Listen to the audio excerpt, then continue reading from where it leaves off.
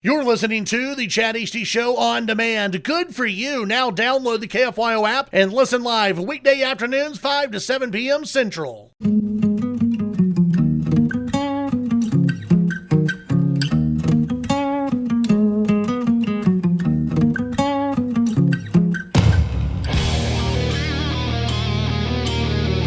Broadcasting from the great state of Texas, this is the Chad Hasty Show. News and views with a Lone Star perspective. You can sound off during the show by sending Chad a text at 806-680-2790. That's 806-680-2790. Or call in at 1-800-687-0790. Now, here's Chad Hasty.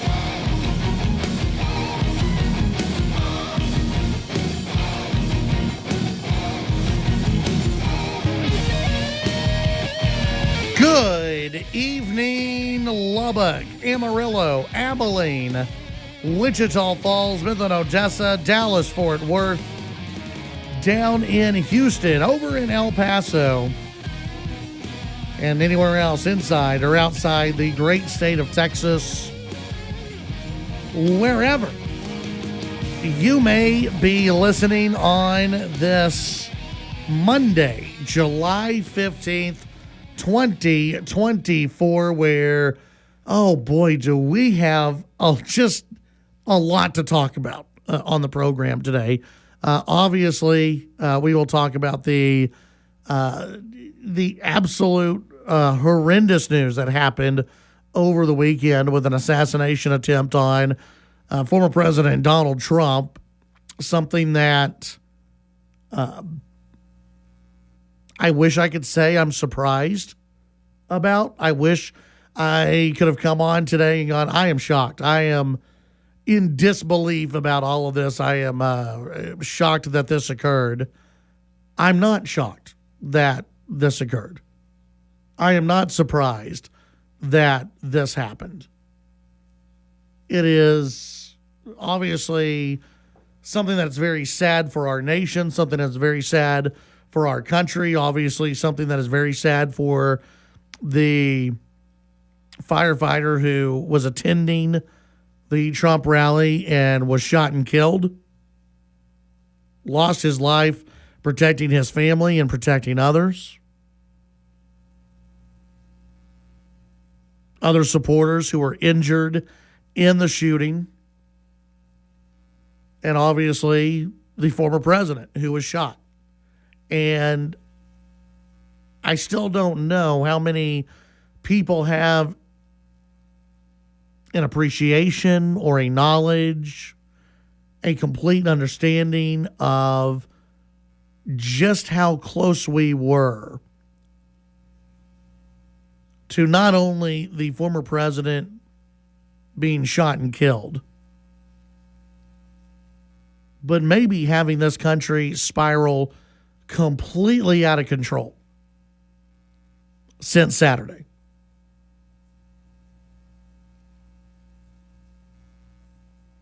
This country was basically millimeters away from absolutely going into chaos and spinning out of control. That's how close we were. And I think people who are paying attention and people who have been watching, people who have been listening, and people who were paying attention on Saturday and saw some of the just amazing photographs of how close a bullet came to hitting the former president's head, hit his ear, pierced his ear, came very close. If he had not turned his head at the very last second, he would have died. And there are a lot of questions that remain. There are a lot of questions that, what are we, 48 hours later? About 48 hours later? We still don't understand. We still don't know. We still do not have answers about the shooter.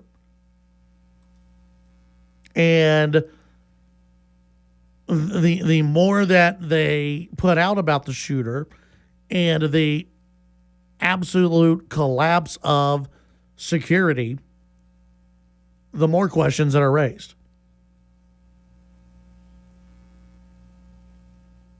And so we'll talk about it today. This is not going to be one of those shows where we talk about unity in America. This is not going to be a show where we talk about bringing everybody together and toning down the rhetoric. We're not going to talk about that on the show. I know the Democrats want that. The Democrats are pleading for people to turn down the rhetoric. I'm pissed. I don't know about you. I'm pretty upset about it. And the fact that you have many on the left, and yes, there are some on the right too, who are talking about, tampering things down. Some of it's political, and some of it's the things that you just have to say. But I'm going to be real with you. And I'm going to say that right now is the time where we need to analyze things. We need to talk about things. And we need to talk about, yes, the rhetoric that has been coming out of the Democrat Party for a long time. The rhetoric that has been coming out of the Democrat Party against Donald Trump since he came down that escalator. And we need to talk about how this certainly doesn't seem like it's going to be an event that is just, well, we have all the answers and we can wrap things up in a nice little tidy package and we can move on. Again, there's a lot of questions here. The good news is that however you want to look at it,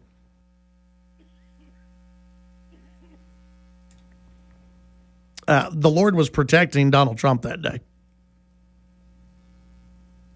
I mean, there's no other way to, in my opinion, there's no other way to look at it. God was protecting Donald Trump. And I think Trump realizes that. I think his family realizes that. I think supporters realize that. I mean, this was God intervening in this shooting. And so we'll get into that part of it. Well, we will. So there's many facets that we'll look at here. But there was good news the next day when, again, the president, former president of the United States, he survived this. Today, he was able to announce who his vice president is going to be, JD Vance, senator out of Ohio.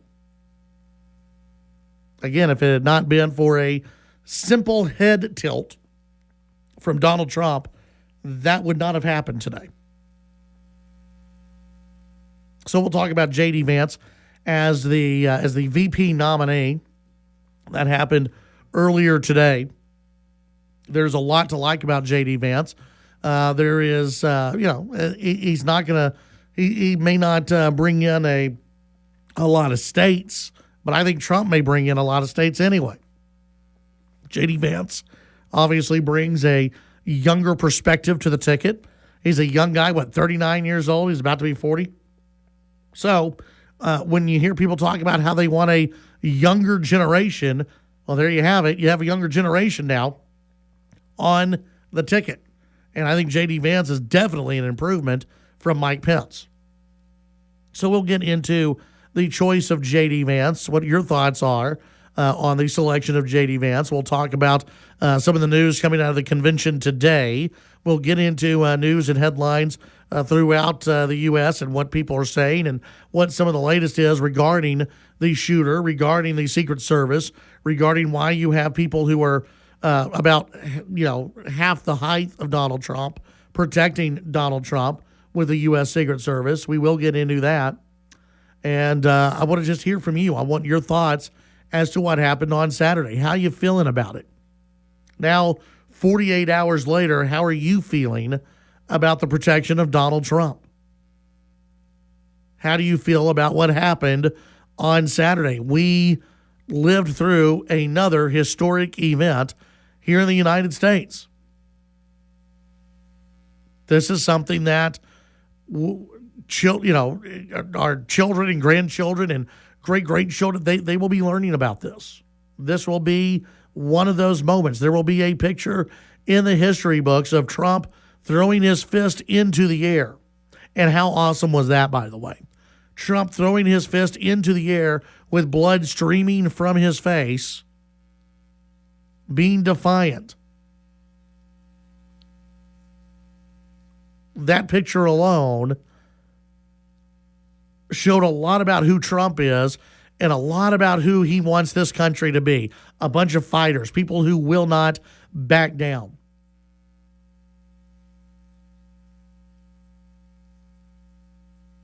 It was an emotional picture. It was a picture that probably made people want to vote for the guy even sooner than they can vote for the guy. So we'll get into that as the program continues today. Want to hear from you again.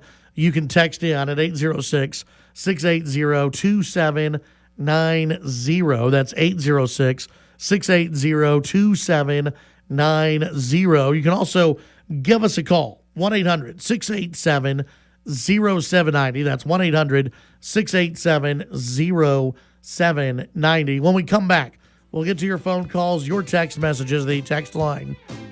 Well, we're already getting quite a few texts. Not surprised by that.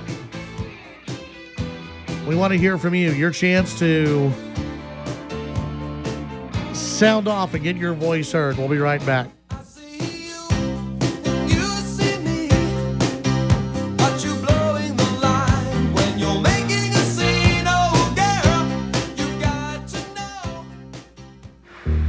The Chad Hasty Show can be heard all over West Texas, weekdays from 5 to 7 p.m. Tune in on News Talk 95.1 and 790 KFYO in Lubbock, News Talk 940 in Amarillo, News Talk 94.7 and 1470 KYYW in Abilene, and in Wichita Falls on News Talk 96.3 and 1290. The Chad Hasty Show. Make it a part of your drive home, weekdays from 5 to 7 p.m. Chance Wilcox lived his life with a kind heart, and anyone would tell you that. But I'll never forget the call that my only son, with so much life ahead of him, had been killed instantly by a distracted driver on her cell phone. The happiness we all had and enjoyed up until that time was gone in 1 second by a 100% preventable action. Heads up, Texas. Using your phone behind the wheel can be deadly. Talk, text, crash. Brought to you by TxDOT.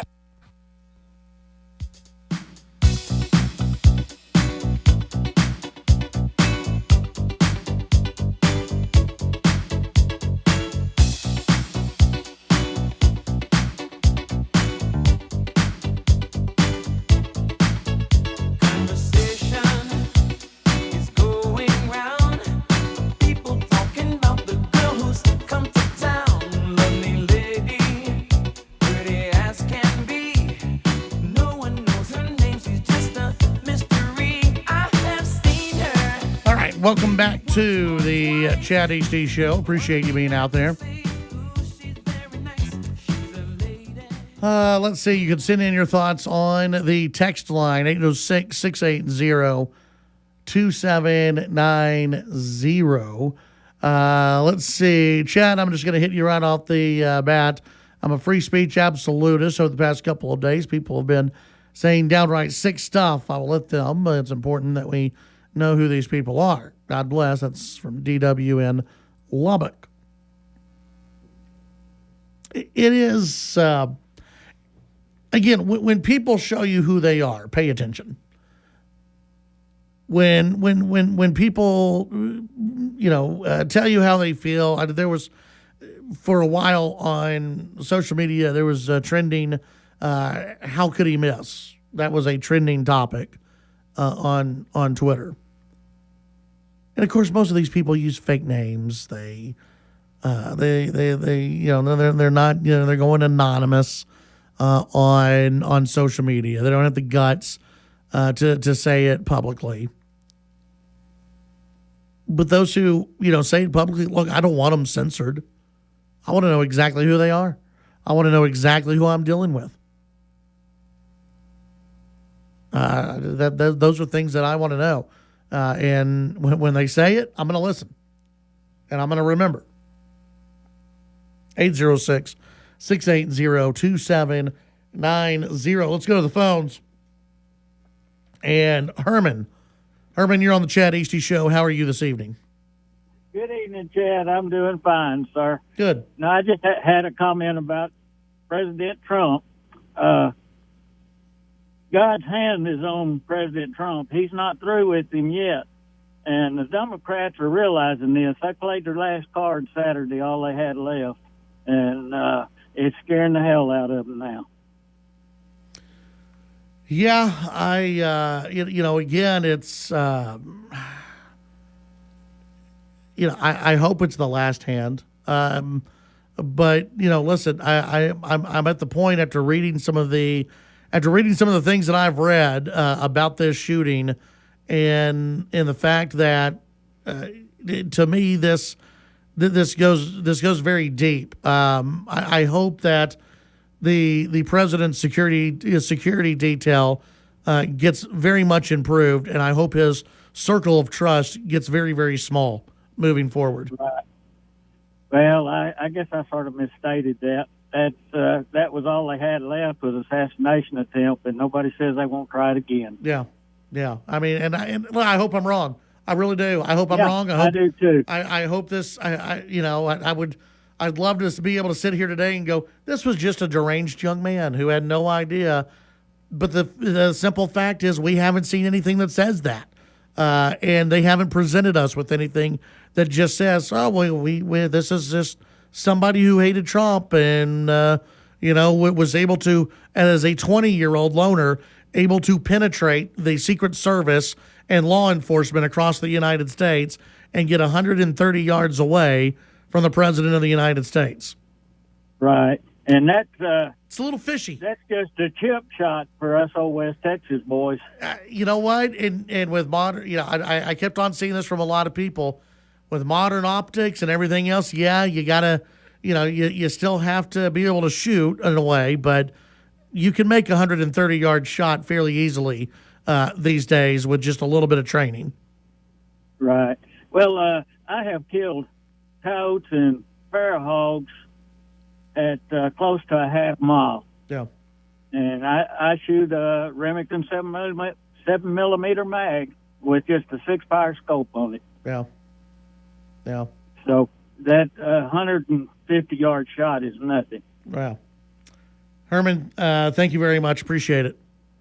You bet. Thank you, Chad. Enjoy your program, sir. Thank you, sir. Appreciate you being out there. 806-680-2790. Hey, Chad, from North Carolina, I agree. The left and the media has been feeding the hate to get ratings, and their lies, the false narrative, and now we need to stop. And I'm like, what's with this we stuff? Yeah, the media wants to say that that Trump and the Republicans have been fueling some of the anger as well. I'm sorry, I don't see that. When you look at the political violence that has broken out in this country, and I know the left will point to January 6th. Again, the only person who died on January 6th was a Trump supporter.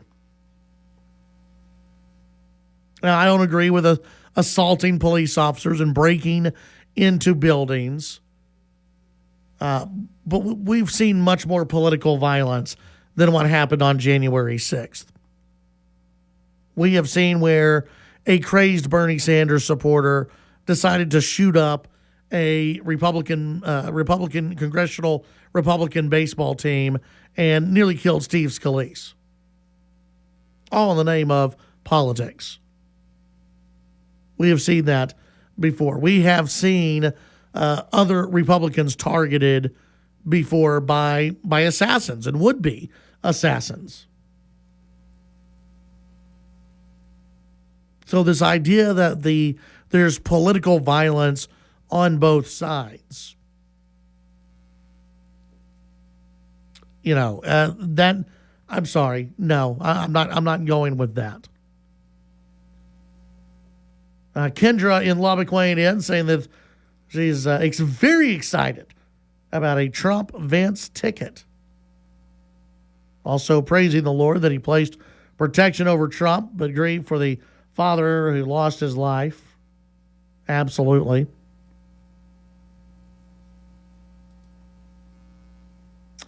Let's see. He moved his head when the shot was taken, called coincidence. You won't find a more ardent supporter of Trump for president than me. I believe it was much more than coincidence. We can agree to disagree. But I think it was there's a little bit more to it than just coincidence. Remember, and as a texter did say, he did get shot. The bullet did pierce the ear of the former president. Texter says, only by the grace of God did he move his head at the exact right moment. I believe it's more than just coincidence. When we come back, your phone calls, your text, and what we know about the shooter. I'll give you the details, the latest of what we know as of right now.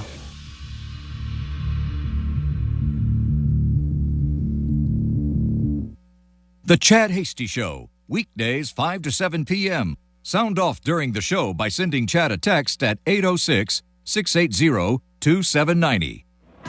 Listen up. It's the fourth quarter. You're almost there.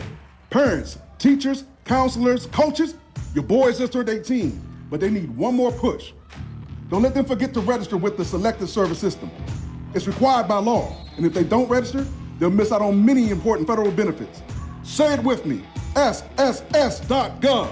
SSS.gov. Let's get them registered today.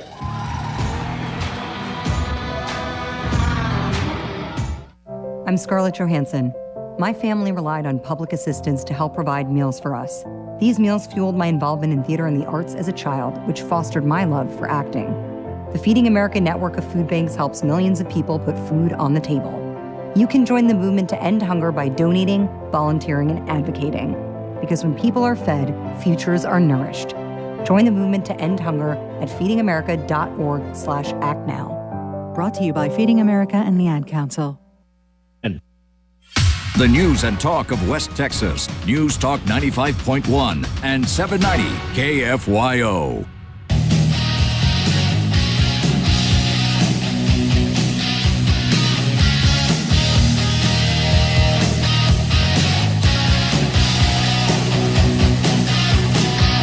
You're listening to The Chad Hasty Show.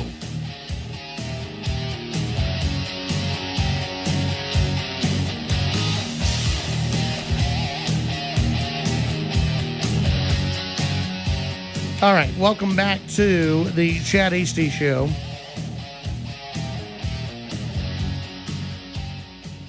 We'll get to a lot of the JD Vance stuff. We'll get to that in the next hour because it's important, but I also think it's important to talk about what happened on Saturday, put it into a little bit of context, and to get you up to speed on what we know and what we do not know.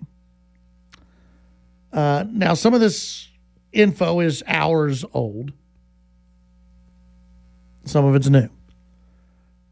Here's what we know about the shooter, 20-year-old Thomas Matthew Crooks, who is the person who tried to assassinate Donald Trump. The FBI says that Crooks acted alone. Now, they've said this despite not having really any information from his cell phone or anything else. But as of right now, the FBI says that Crooks acted alone. The FBI says that Crooks had a very limited social media use. Crooks was also not known to the agency. Crooks was reportedly a registered Republican, but was also a donor to progressive organizations. Crooks's father is a registered Libertarian. Crooks's mother, a registered Democrat. The AR-15 that was used was purchased by his father 6 months ago. Crooks was a member of a nearby rifle club. Law enforcement officials say there was a good amount of planning that took place. Crooks was somehow able to climb on top of a roof while not being detected by police or Secret Service. Crooks was not carrying an ID. Explosive material was found in his vehicle and at his home. Crooks graduated from Community College of Allegheny County with an associate degree in engineering science. Crooks was a dietary aide at a nursing center who said his background check was clean. Classmates said that he was a loner in high school. High school teacher said that he was one of the few conservatives in class. What we have also learned about the shooter is that the FBI had a hard time breaking into his phone, but eventually they were able to access his phone. We know that the shooter was at least on top of the roof for about 40 seconds before firing his AR-15. But what has come out more now is that at about 5:45 p.m., about 30 minutes before the shooting,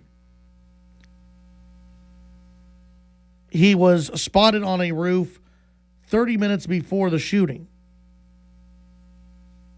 An officer at the rally took a photo of Crooks at 5:45 p.m. and called it in as a suspicious person.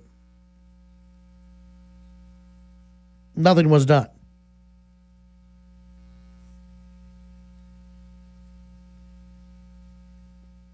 Again, there are many questions that remain about this. The shooter apparently, according to one of his, former classmates in high school, was a terrible shot. Now, of course, you can get better and you can train with a firearm and you can get better. But according to one of his classmates who the shooter tried to get into a rifling class in high school, he was so bad that during it was a tryout, he was placed on the far right-hand lane and hit the left lane wall with a shot. He wasn't supposed to be aiming at the left lane wall.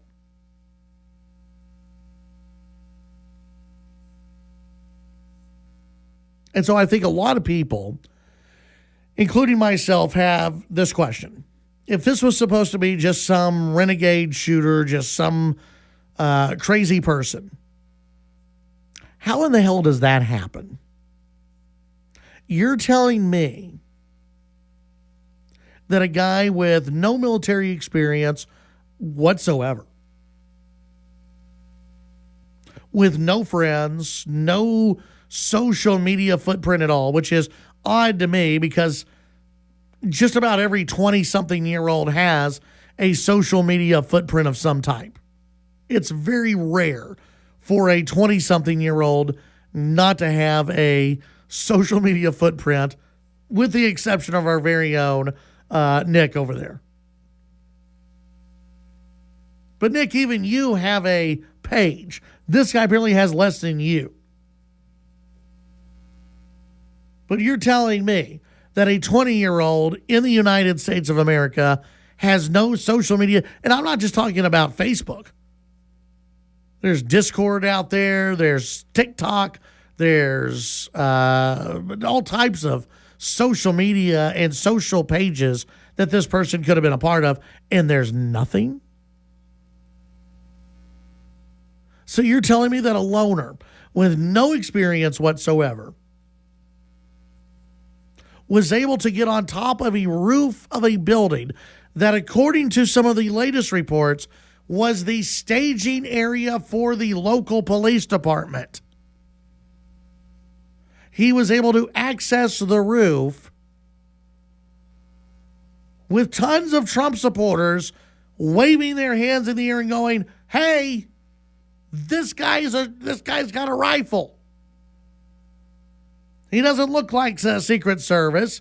He doesn't look like a cop. He's wearing fatigues, and he's got an American flag T-shirt on. You're telling me that guy had no help whatsoever from anyone out there, and he was able to get shots off against the former president and hit the former president from 130 yards away. Again, the shot, I'm not questioning how difficult it is. There have been quite a few people who have said, that's nothing. 130-yard shot, that's nothing. I have an AR-15. I've shot over 130 yards. It's a nothing shot. Now, you got to take into account a lot of other things, including, just the wind, and you got to take into account, obviously, how you as an amateur, as a loner, as someone with no training whatsoever, your thought process is, I'm about to shoot the president. And somehow you're just cool, calm, and collected. One report was that a police officer ran up the ladder and the shooter saw the police officer, pointed his rifle at the officer. The officer, I guess, jumped away.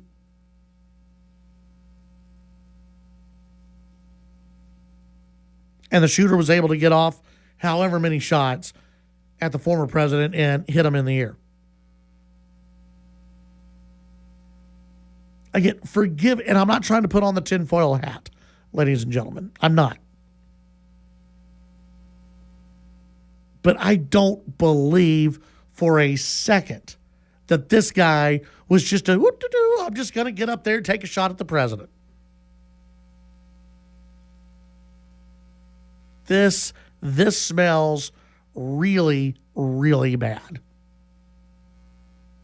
And I hope I'm wrong. I pray that I'm wrong, but I don't believe this will be the last time they try to do this.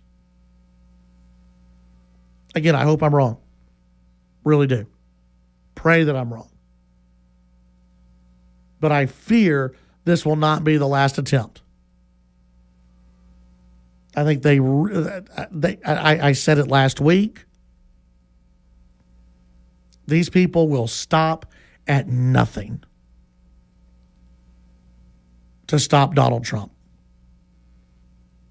And whether this Saturday was I don't think it was a run through because they got very close. But the longer we are not finding out more and more information about this shooter, and the longer we go without a ton of people being fired from the police force there and from the U.S. Secret Service. I mean, people need to go. And we need to be assured that this was not somehow a coordinated attack against the former president of the United States.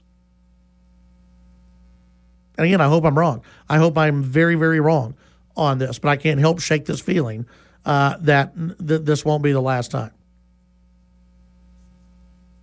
806-680-2790. When we come back, your phone calls, your text, and more.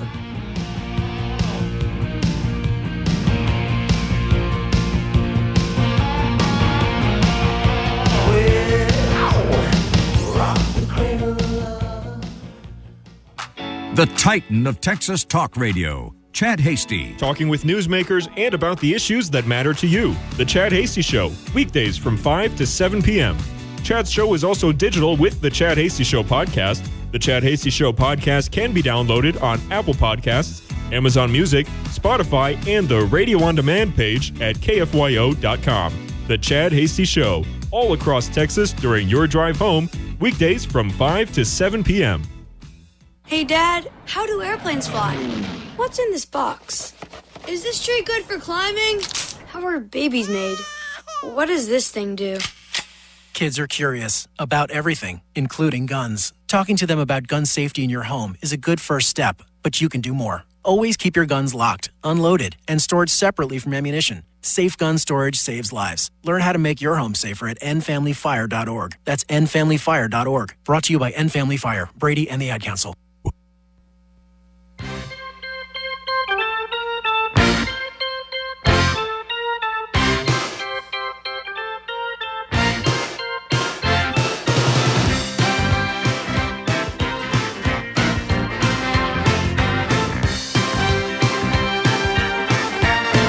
All right, welcome back to the Chad Hasty Show. See some text messages coming in. Heard that a former agent commented the shooter was dressed similar to local law enforcement. May have been misidentified by law enforcement by the Secret Service sniper team. That's not what I had heard. I had heard that he was wearing camo and like an American flag black shirt type of deal, and that it would not have been what the police were wearing, and then that were out there. Another texter, another woman was trampled as the crowd was exiting the Capitol after base was used to disperse the crowd. Some of the crowd attended the rescue her. There was so much confusion trying to get her out of the maced area. That from Marion Lubbock, talking about January 6th again. Biden pandered to the press in his post-shooting speech, quoted, it's sick. That's one of the reasons why we have to unite this country. It's all hyperbole. Biden said that if he were in high school, he'd take him behind the gym and beat the hell out of him. Jill Biden called Trump evil just last week. It's all about looking like they care all of a sudden. So in their texter, Secret Service was terribly understaffed and did not do their job. That is one excuse that they're using, is that they were understaffed.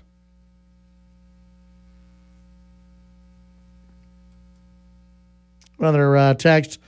The guy that shot the fire chief in the head, kind of suspicious. He was aiming for the president's head. And that takes a few seconds. So there was a cop that startled him. Yeah, right. I think it was more after the first shot. There were multiple shots that he that he shot off. And again, his aim probably got worse and worse as the shots rang out.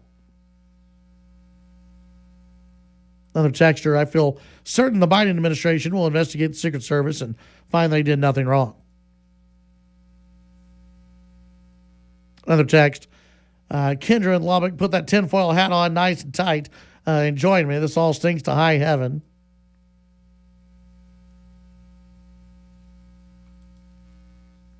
Let's see, many deer have been missed at less than 100 yards. Good point. 130 yard with that kind of pressure would be impossible for most. Again, that's why that's why I continue to have a lot of questions here. If there's, it's not just you at a range shooting at a still target 130 yards down. Another texter, 130 yards is a chip shot, but I'm not aware of what position he was shooting from. Certainly standing or kneeling while poorly rested can make it much more difficult for someone who hasn't very well practiced to kind of add to nerves that he was probably subjected to. It's easy to see how he could have missed. We frequently see gross incompetence on part of law enforcement. You've got to remember this. He didn't miss. The bullet hit the ear of the president. And if the president had not turned his head at the very last second, this would be a much different conversation. A much different conversation. So he didn't miss. It was, he winged the president instead of hitting the president. I mean, he put a bullet on the former president of the United States. He just didn't kill him. There is a remarkable photo from, I believe it's the New York Post, or excuse me, New York Times, in which you see the bullet actually going towards Trump's head. And he just turns at the right moment and it hits his ear. It's amazing. Another texter, I hope you're not right too, but totally agree with you. I've been saying for nearly 2 years, these evil people will do anything to keep him out of office. They've even said as much if you listen to what they're saying.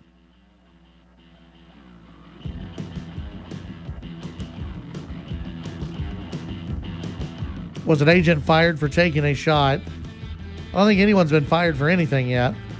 There's going to be a lot of there should be a lot of investigations moving forward. Texture also asking about the guy at the, I guess, 4th on Broadway parade that had the gun, and why hasn't anyone else reported on the bow ties comments? Well, they may not know about them. We'll be right back. The Chad Hasty Show, a presentation of the Texas Town Square Media Network. The views and opinions expressed during the Chad Hasty Show are not necessarily the views of this station staff, management, advertisers, or Town Square Media.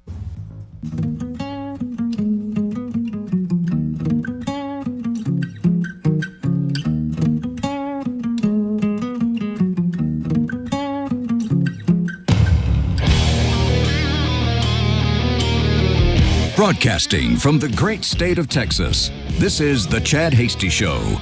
News and views with a Lone Star perspective. You can sound off during the show by sending Chad a text at 806-680-2790. That's 806-680-2790. Or call in at 1-800-687-0790. Now, here's Chad Hasty.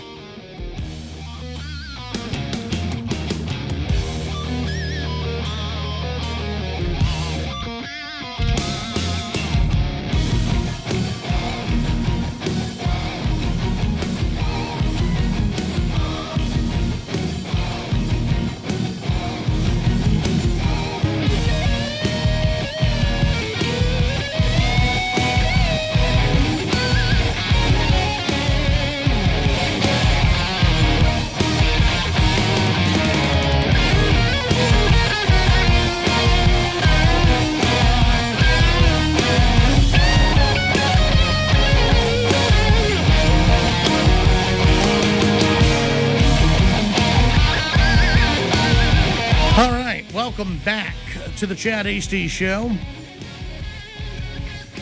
where we've obviously talked a lot about what happened on Saturday and the fallout from that.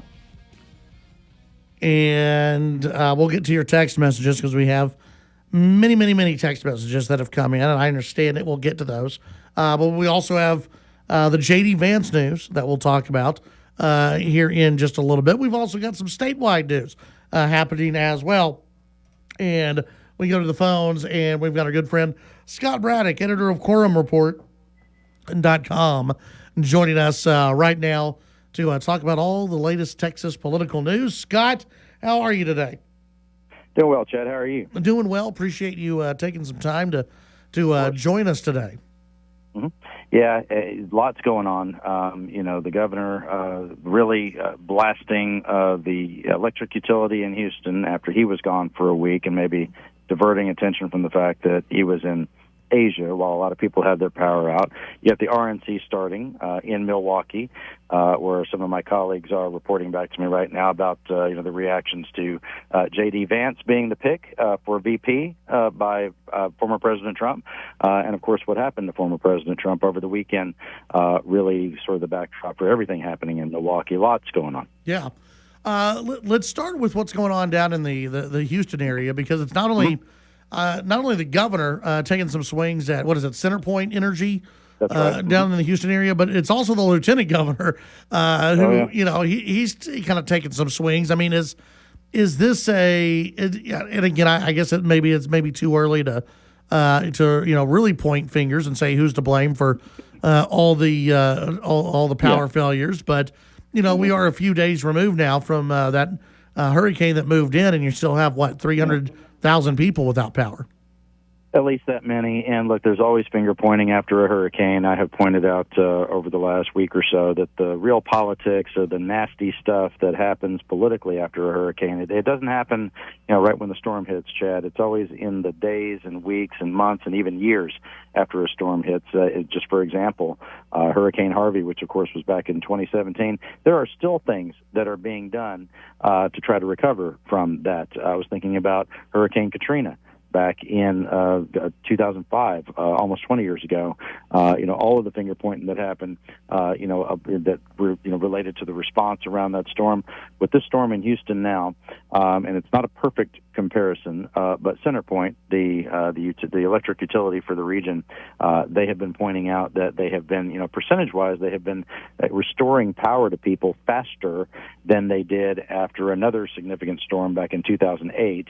That would be Hurricane Ike. Some folks have said, well, it's not a perfect comparison, but for how many people were without power, it's a closer comparison than some of the other storms that roll through. As you and I talked about last week, when people say, oh, this is just a tropical storm, or, oh, this is just a Category 1, those categories don't really tell you all that much about how destructive the storm can be. Historically, these tropical storms, these tropical systems, no matter what their quote-unquote category level is, they can be very destructive. They can kill people. They can knock out the power for millions of people. So now you have the governor and the lieutenant governor blasting CenterPoint, saying they need to do a better job, and they're asking the question about whether this company has been doing some penny pinching, cutting corners, trying to only focus on profits and not so much focus on giving good service to people. Of course, there's a big debate here, Chad, about what you have, and this is bigger than what's happening in the Houston region. It's a big debate about what you have when there's essentially a government mandated monopoly in that's the service region for that company that's been approved, at the state level. And so if you own a business, or if you have a home in that area, you're dealing with CenterPoint. You don't have another choice. You can't deal with any other company. There's no market forces in place there. Now I get the arguments about having one unified system and one company that's dealing with the power poles and the lines and everything like that. And in some ways these are just the systems that sort of have to be set up when you're trying to deliver electricity to people. But you got Lieutenant Governor Patrick saying, hey, we have some questions about this. You've got the governor, and this is new, Chad, I think. The governor saying in a press conference yesterday that he was going to maybe issue executive orders that might hurt CenterPoint somehow. He was going to maybe recommend to the Public Utility Commission that they take CenterPoint to task financially and hurt their finances when they make their rate case to the state. That sounds different to me. It's interesting that the governor is really just almost shouting about CenterPoint during a press conference, for about 30 minutes that he was doing that. And at the same time, when he was asked about, why he was in, and this was, some reporters asking him about this in Houston, they were saying, well, is there anything to be said about the fact that you were not here the entire time? You're not even in the state. You were in Asia while this disastrous week was playing out in Houston. And the governor, and this is, Chad, it's hard for me to imagine an elected leader saying this out loud into a microphone that they know is turned on. Governor Abbott said he said essentially it would not make any difference whether I was here or not, which I think, the obvious response to that would be, well, if you had been here maybe Tuesday or Wednesday last week, you could have already been, threatening CenterPoint to, get busy and get moving on this a little bit faster. So with CenterPoint, I guess they're trying to get everybody up and running. I see the Mattress Mac, who's very popular in the Houston area. What, he's kind of jumping on this as well, right? Yeah. So if you're CenterPoint, you can't be happy about that, because Mattress Mac is like beloved in Houston. People, he's a little more divisive as he's gotten a little more political. But you're right. I mean, I grew up in the Houston area. Everybody knows who Mattress Mac is, and in Houston, there's a reason that all these business owners in their TV commercials, they all kind of shout into the camera. It's because he did that first. He was kind of the guy who popularized that and used to actually dress up in a mattress, with his head sticking out of the mattress, like a cutout. Anyway, interesting character, interesting business guy. He's also a Republican donor who was making the case that Centerpoint needs to, get their act together and get the power turned back on for more people. I do think, Chad, that in this case, it may be that the elected leadership of the state, which is, I think, taking some heat now and I'm specifically talking about Governor Abbott, taking some heat for not being in the state as this disaster was playing out, is they now have Abbott and Patrick. They have an easy scapegoat here, which is the utility that people are angry at, and of course that utility isn't really going to pay any kind of a political price, or maybe any price really eventually, because as you know, after the winter storm a few years ago, there were all these calls for different investigations, certain things were going to happen, and a lot of that kind of fell by the wayside. That's not to say that nothing was done. And the question a lot of people in Houston are asking right now is, well, if you have the lieutenant governor and the governor saying that investigations need to be done into how this was handled by Centerpoint, will there be any real follow-through? And I'm hearing that from a lot of people in the Houston area right now who are very frustrated. Has there been anything from the mayor of Houston about, on Abbott or on the lieutenant governor, or how the three are communicating, anything like that? Not really. With John Whitmire, no complaint about it from him. John Whitmire, the mayor in Houston, has also criticized Centerpoint, by the way, and so they need to be doing a better job. Whitmire, who, just like Lieutenant Governor Patrick, signed off when Whitmire was in the state Senate, and of course Lieutenant Governor Patrick as the lieutenant governor, both of them signed off on the things that Centerpoint wanted in their legislative agenda last year, as an example. I don't know if that's going to happen again next year.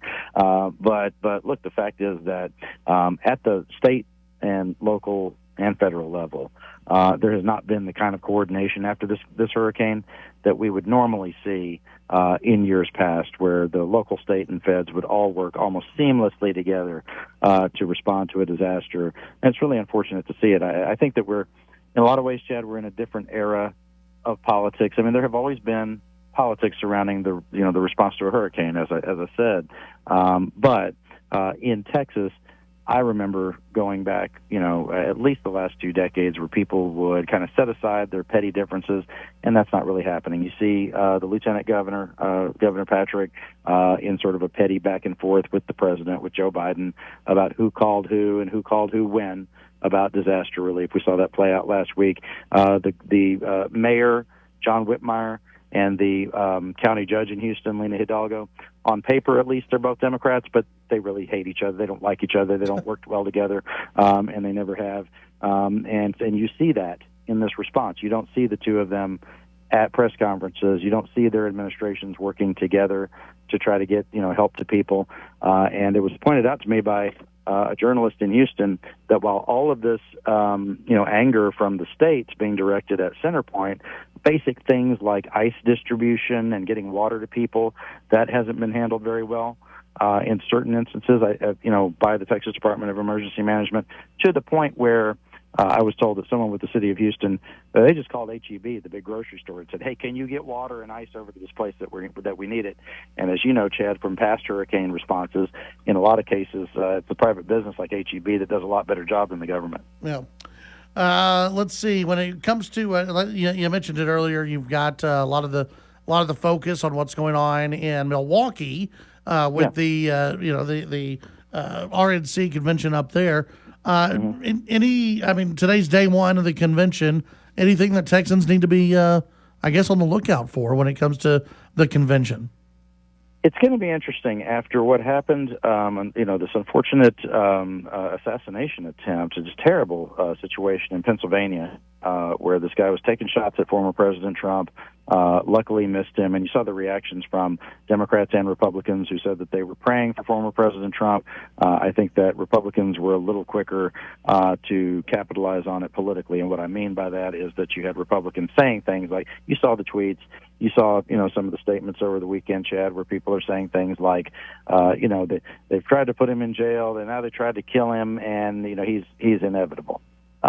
Democrats obviously not wanting to get into that, and instead saying, like President Biden said last night at the White House, he was saying that he talked to President Trump, and he's hoping for the best for him, and all of that. Democrats trying to, I guess, kind of figure out what their response is going to be going forward. I think that the contrast that you might see between the Republicans or against the Democrats would be that Republicans might be in position to sort of seize on what happened over the weekend and use it for political advantage, while Democrats are going to try to be, and President Biden in particular, going to try to appear more calm and steady. We'll see how this goes. But I'm sure you saw the report last night that former President Trump said he was completely changing up his speech. Yeah. And when he speaks at the convention, that he's not going to focus on attacking Biden so much as he is, I think, going to try to put out a message of unity and bringing people together.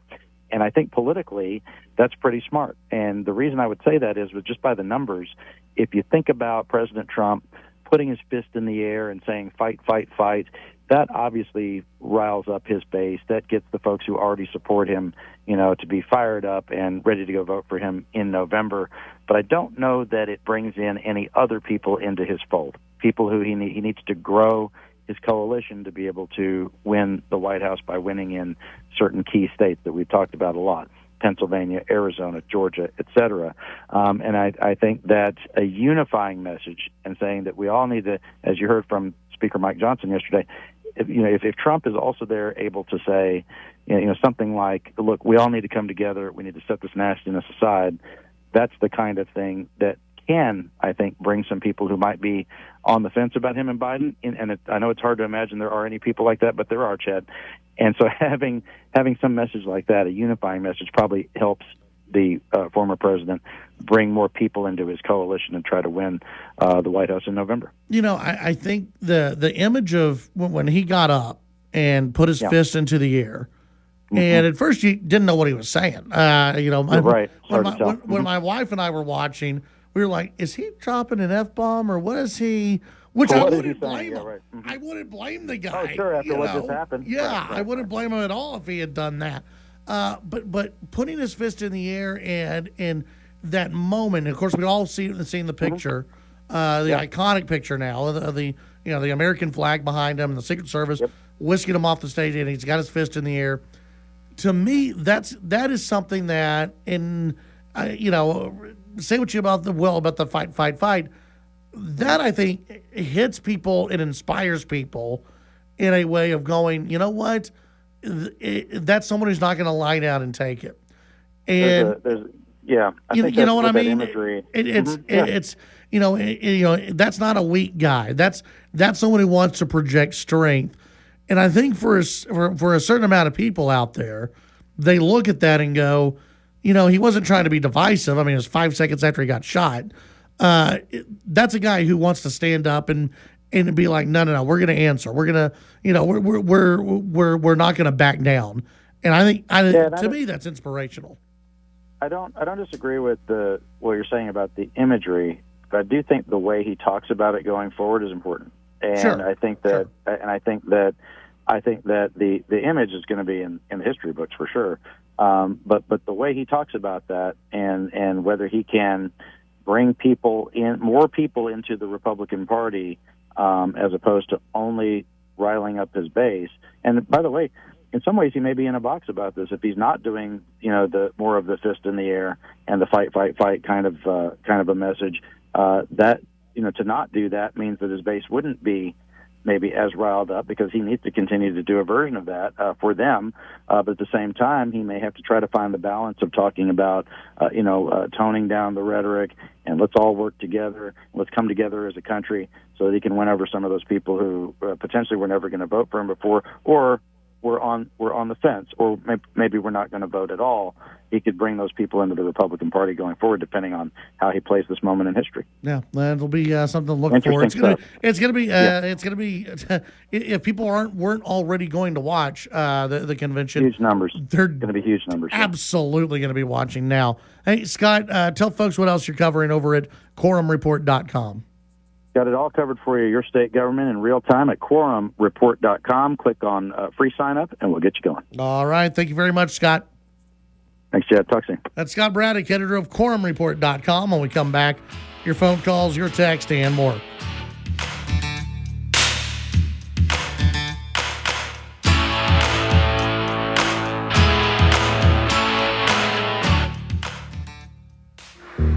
The Chad Hasty Show can be heard all over West Texas, weekdays from 5 to 7 p.m. Tune in on News Talk 95.1 and 790 KFYO in Lubbock, News Talk 940 in Amarillo, News Talk 94.7 and 1470 KYYW in Abilene, and in Wichita Falls on News Talk 96.3 and 1290. The Chad Hasty Show. Make it a part of your drive home, weekdays from 5 to 7 p.m. Mama, what does the chicken say? Dog. Cat. Giraffe. Giraffe, really? Giraffe. You're not going to get it all right. Just make sure you nail the big stuff, like making sure your kids are buckled correctly in the right seat for their age and size. Get it right. Visit NHTSA.gov/the right seat. Brought to you by the National Highway Traffic Safety Administration and the Ad Council. Oh.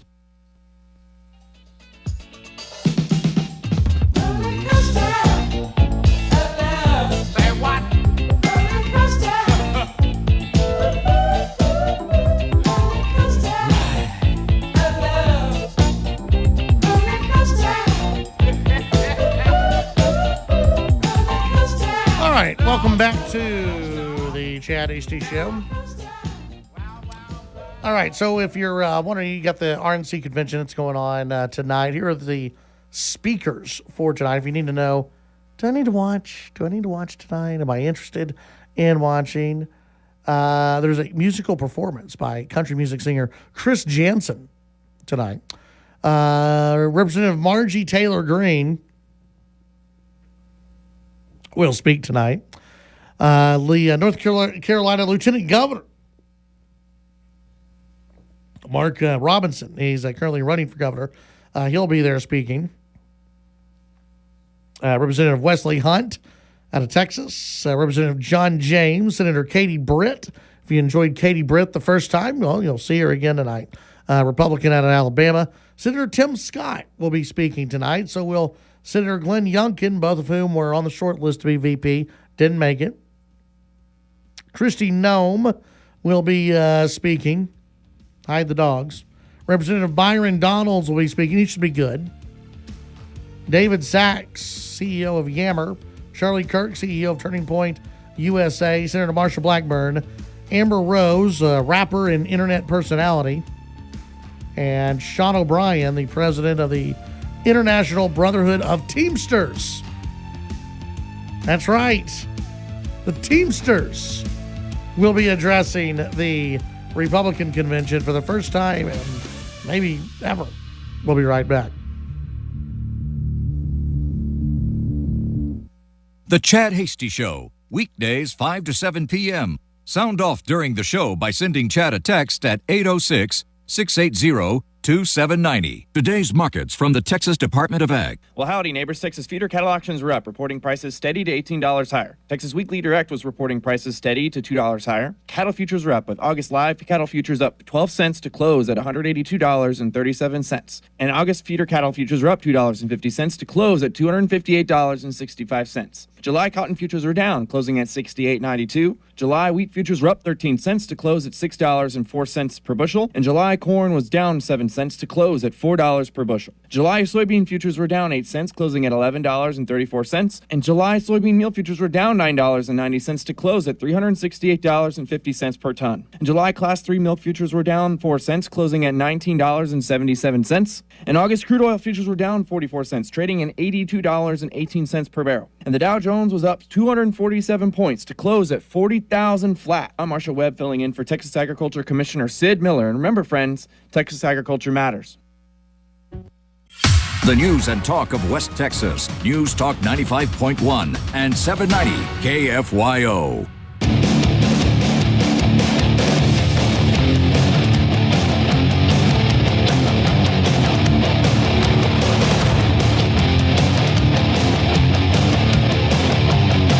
You're listening to The Chad Hasty Show. You want to pay less taxes? move, I guess. I don't know. Welcome back. Chad HD Show, just a reminder. I believe it's tomorrow at 1:30 where Lubbock County Commissioners will be gathering together and holding a budget workshop. So if you'd like to go tell the, you go and just say you don't want to move. You'd like to let the county judge know that you're not someone who is looking at moving anytime soon, and that you're just not a fan of higher taxes for the sake of higher taxes, and that you don't believe the government is spending money the right way. You may just want to let him know, because he believes, again, that all of you are just fine with higher taxes. You're just fine with it. You're okay with it. In fact, you beg for higher taxes. You're sitting there going, please, County Judge Curtis Parrish, please raise our taxes. You know so much more than I how to spend my money. Here is a bucket of cash. Please, sir, take all the cash that you need and spend it any way you need it, because you know how to spend it better than I do. Here you go, and go purchase another bow tie. Have fun. So, again, they're having another meeting tomorrow at the courthouse, and everybody from Lubbock County is invited if you'd like to attend. And I'm sure they'll have a comment section where you can express your views if you'd like to do that. Be courteous, be nice, just offer up your opinion of having a higher tax rate. Because, again, the county judge believes that you are just fine with a higher tax rate. I had a listener earlier who asked about this, this guy who had a gun at the 4th on Broadway parade, and Lubbock police were able to find him and arrest him because they had a drone in the air, and they were able to arrest him. And the Lubbock police, and I say this with all due respect to the Lubbock Police Department, please release more details on stuff, because when you release a story, and we saw this from KMAC, we saw this from KCBD, that the only thing that's reported is there was a man who acted suspiciously, and he was reported as to having a gun, and he was taken into custody for having a gun. But why? Like, what? It's not illegal to carry a gun. It's not illegal to be at 4th on Broadway with a firearm on you. It is not illegal to have that gun. Now, was he doing something? Was he a known gang member that wasn't supposed to have a gun? That's what it seems like, possibly, is that he was someone who was known who was not supposed to have a firearm. Which, okay, if that's true, we need that released in the story. Because otherwise, there are a lot of folks out there who are very worried about police abusing power and just starting to pull people aside using drones just because they may be carrying a firearm. I'm not a big fan of law enforcement agencies using these drones anyway, to go and just spy on people and look at you and see what's going on. Because if you can look at one person, you can look at a lot of people. And by the way, if Lubbock police are using drones at a parade, can someone answer me this? Why the hell wasn't the Secret Service using drones where former President Donald Trump was speaking? Why weren't there drones flying around by the Secret Service where they could go, hey, look, there's someone with on top of the roof right there? Granted, they knew that about 1 minute before the shooting actually took place. But if they wanted to inform more people that there was someone on top of a roof, maybe it would be good to have some drones in the air. By the way, some news coming out that the head of the Secret Service has said that she does not plan to resign. That she is not planning on resigning at all. She apparently, the head of the U.S. Secret Service, was championed by Jill Biden to get that job after, I think she left Pepsi, the Pepsi company, or maybe she was stolen away from the Pepsi company. So she went from running Pepsi's security to heading up the U.S. Secret Service and installing DEI over with the U.S. Secret Service, which, again, is maybe, possibly, why you had some people, part of the detail, which most of the detail for Trump did an excellent job. But let's be honest, there were a few members of the detail who were maybe a little too short to be protecting a 6-foot-tall former president. Like, my belief is, male or female, be as tall or taller than the person you're protecting. That way you can put your hands above their head. You shouldn't come up to Trump's chest and, us be able to count on you to block a headshot. Just a few thoughts. Also, it may be good for you to pick a Secret Service agent who's able to holster her weapon when she's standing next to the SUV.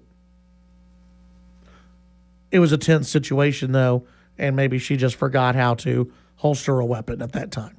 806-680-2790.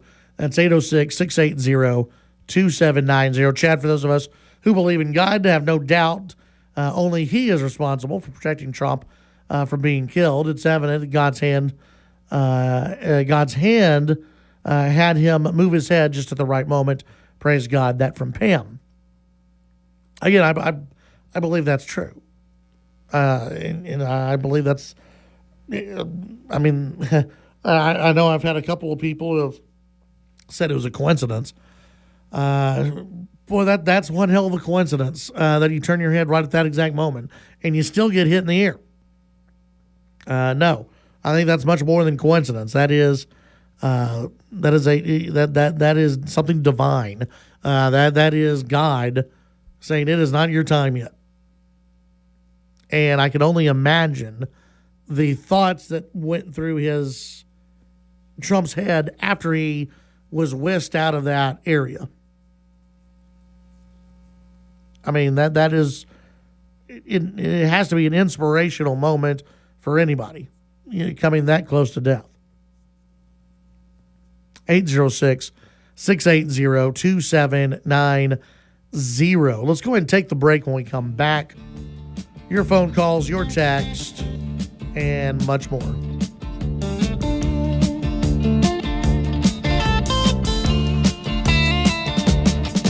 Get a shiver in the dark, it's raining in the park. The Titan of Texas Talk Radio, Chad Hasty. Talking with newsmakers and about the issues that matter to you. The Chad Hasty Show, weekdays from 5 to 7 p.m. Chad's show is also digital with the Chad Hasty Show podcast. The Chad Hasty Show podcast can be downloaded on Apple Podcasts, Amazon Music, Spotify, and the Radio On Demand page at kfyo.com. The Chad Hasty Show, all across Texas during your drive home, weekdays from 5 to 7 p.m. August was born 3 pounds, 9.8 ounces. When I first saw him, it was a whole range of emotions. There's stuff I still want to do. Being a young dad, it's not giving up, it's shifting.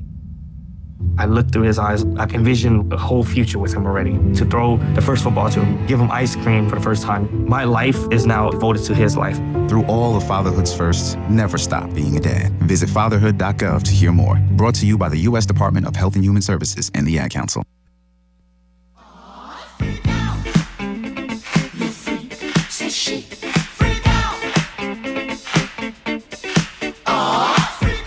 All right, back on the Chad Hasty Show. We started the show talking about how there have been some out there calling for unity and to tone down the language, tone down the rhetoric, including the current president, Joe Biden. Joe Biden he's given a couple of speeches where he's told the American people, hey, look, we just need to cool it down, everybody. Just cool it down, man. He wants everybody to calm down with the language, right? That's what you hear from the left. It's what the left keeps saying about even Trump. You got to tone down the language. Well, that didn't last very long. Here is a cut from Joe Biden giving a interview earlier today, and this was sent out by the RNC just minutes ago. No, do we have it? Nope, I thought you had it. Okay.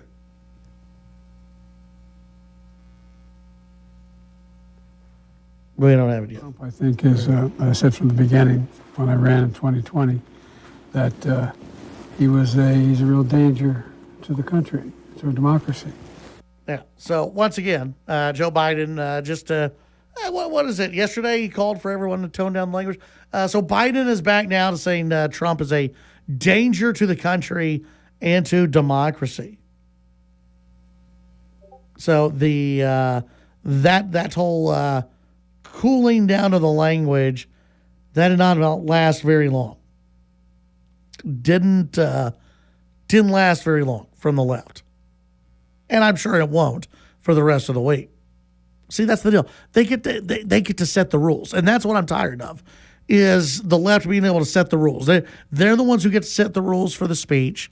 They're the ones who get to say what you can say and can't say, what you get to be offended by or not offended by. These are the type of pronouns that are out there, or not pronouns. The left, they always think they get to decide how we get to talk and how we get to have conversations.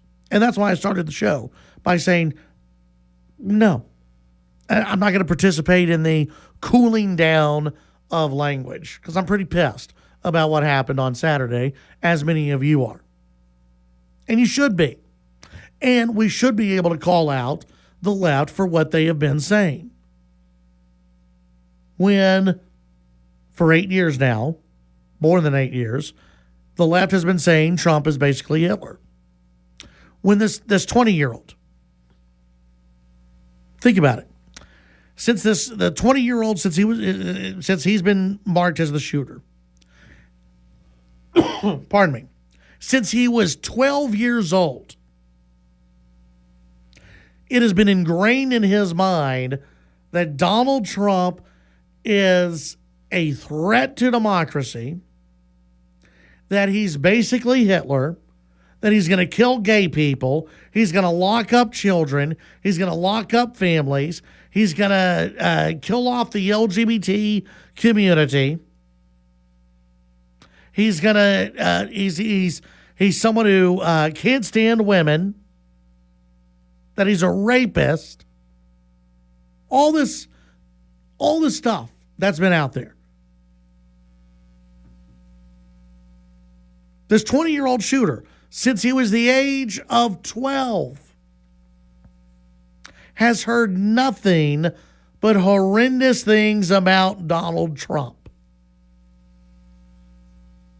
Think about how that plays on some of these minds, that if this guy is a loner and a loser, think about how that plays on somebody.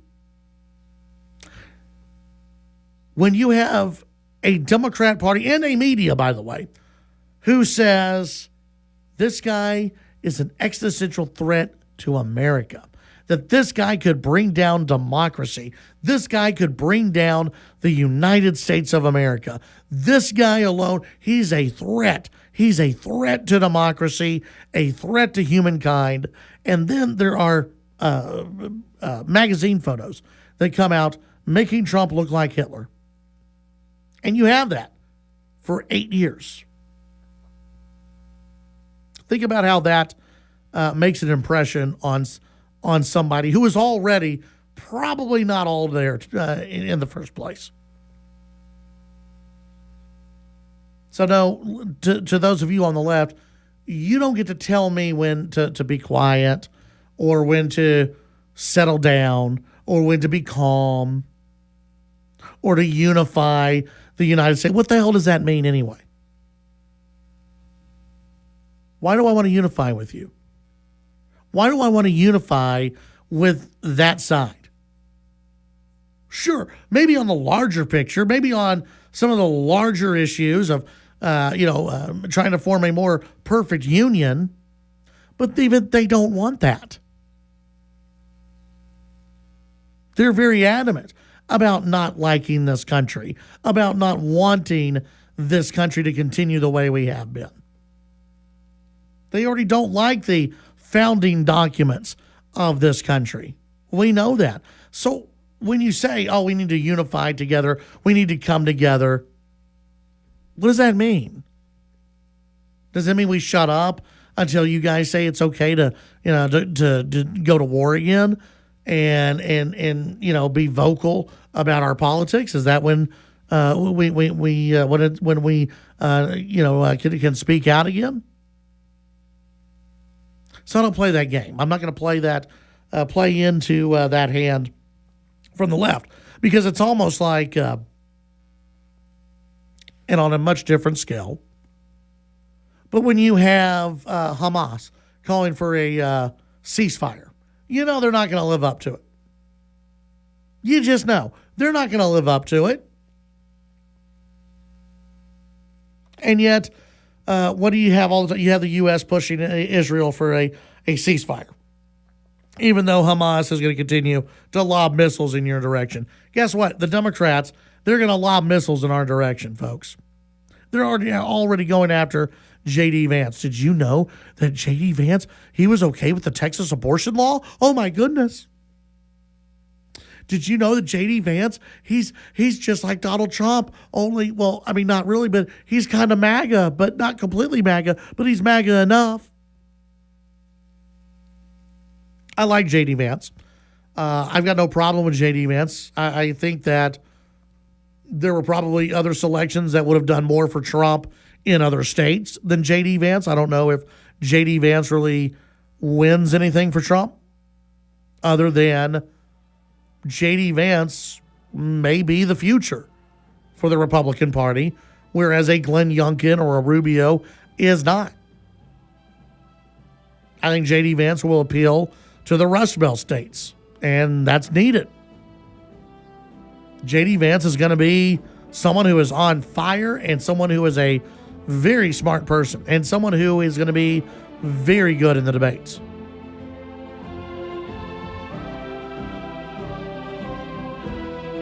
So he's not going to hurt Trump, that's for sure. And he is an upgrade from Mike Pence. I will say that. Gary in Alaska, I'm with you, Chad. I'm pretty pissed, too. Biden needs to tell his wife to cool it down. Well, that ain't going to happen. She's running that ship. Enjoy the rest of your evening. God bless you all. We'll see you back here tomorrow at 5. The Chad Hasty Show, a presentation of the Texas Town Square Media Network. The views and opinions expressed during the Chad Hasty Show are not necessarily the views of this station staff, management, advertisers, or Town Square Media.